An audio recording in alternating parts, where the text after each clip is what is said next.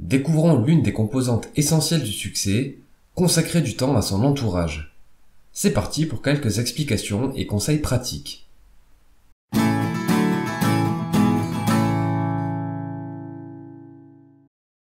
Je crois profondément que le bonheur est corrélé au fait de se sentir entouré, notamment car il est plus facile d'avancer sereinement dans la vie lorsqu'on peut compter sur le soutien de ses proches. De mon point de vue, la réussite nécessite des efforts pour développer et entretenir ses relations avec les personnes qui nous sont chères. D'un côté, il y a la famille. Pour la plupart, nous passons la majorité de notre enfance et adolescence avec nos parents, frères et sœurs, grands-parents, oncles, tantes, etc. Puis, au fur et à mesure que l'on avance dans la vie, nous développons d'autres relations, amis, collègues, etc. Et inévitablement, nous passons moins de temps avec nos proches. Pourtant, le lien qui unit les membres d'une famille reste extraordinairement fort malgré les années qui défilent. Cela fait écho à une jolie citation, « Tout comme les branches d'un arbre, même si nous prenons des directions différentes, nos racines restent les mêmes. » Je crois que la force des relations familiales s'explique en partie par le lien du sang. Je m'explique. Les membres d'une même famille ont un patrimoine génétique assez similaire. Si l'un des buts de l'homme est de faire perdurer ses gènes dans le temps, alors nous avons tout intérêt à rester soudés avec les membres de notre famille afin de nous entraider et avoir plus de chances de survivre.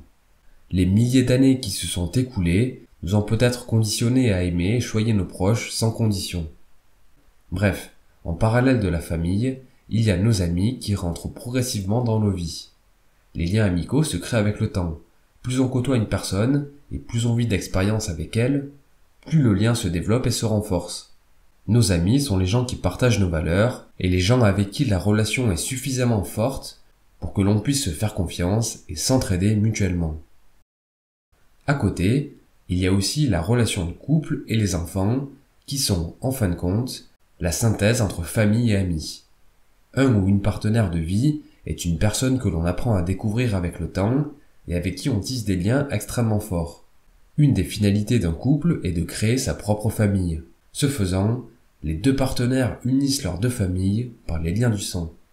À côté des relations de couple familiales et amicales, il y a toutes les relations du quotidien, les relations avec les collègues de travail, les commerçants, les connaissances ou encore les inconnus.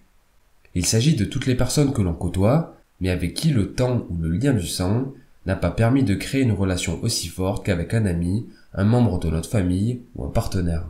En tout cas, la qualité d'une relation nécessite du temps et de l'investissement. On ne peut pas espérer le même niveau de confiance et d'entraide avec un inconnu, une personne que l'on a côtoyée à quelques occasions, ou un frère avec qui on a passé des milliers d'heures.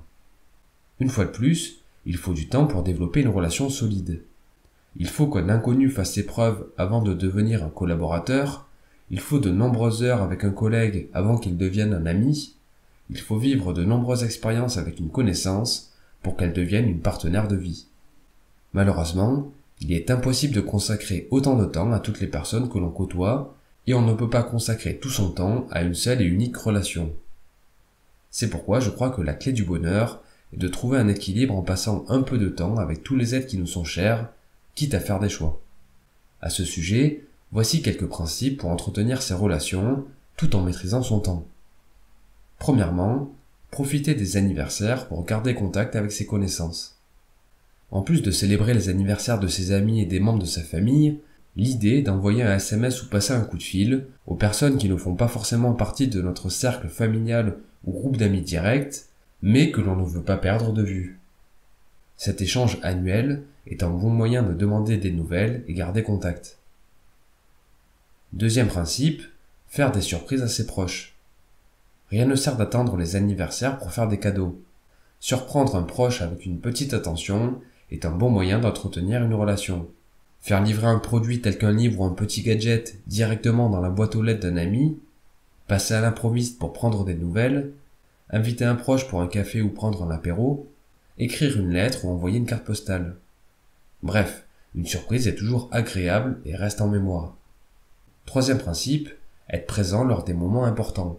Pour tisser de bonnes relations, il est indispensable de s'entraider et de se soutenir. Chacun devrait faire des efforts pour venir en aide à un proche quand il en a besoin ou être présent dans les moments importants. Comme par exemple, Célébrer une réussite, un mariage, un anniversaire, l'obtention d'un diplôme, être présent lors d'un moment difficile tel qu'un enterrement ou une rupture, ou encore apporter son aide durant un déménagement ou lorsqu'un proche nous demande un service. Enfin, dernier conseil, inclure ses proches dans les activités qui nous plaisent.